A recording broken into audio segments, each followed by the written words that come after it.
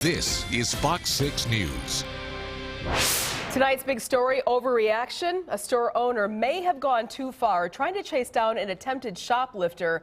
Police say it all began when a customer pocketed some tobacco and ended with the shoplifter ended beneath the man's car. And it was the sheriff himself who put on the handcuffs.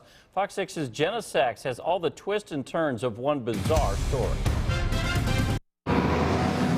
Racine police say a 25-year-old man who tried to steal from the Oddfellows market on October 10th may have crossed the wrong store. The woman behind the register noticed the customer who was taking tobacco products. A complaint says the clerk, whose husband owns the store, locked the door and called the police. This individual then forced his way out of the store. There, he ran into 54-year-old Randy Kong, the store's owner. He tried to stop the individual who was getting on a bike, and a scuffle ensued. The attempted shoplifter fled down the sidewalk, and police say Kong chased in this Jeep, erratically punching the gas and then braking. He got in his car and drove after him, eventually driving over the curb. I heard a screech of tires and then a crunching sound.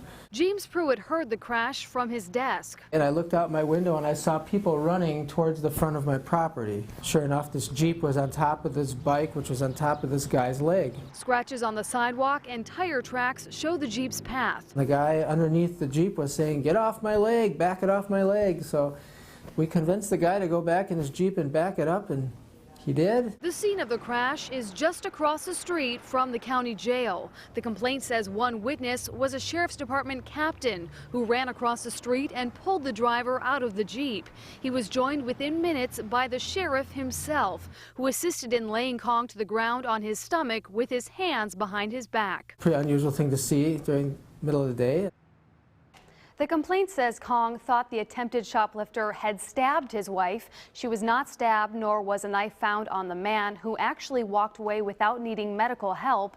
Kong is charged with possession of a firearm by a felon, as well as carrying a concealed weapon without a permit. Those charges on top of second-degree recklessly endangering safety.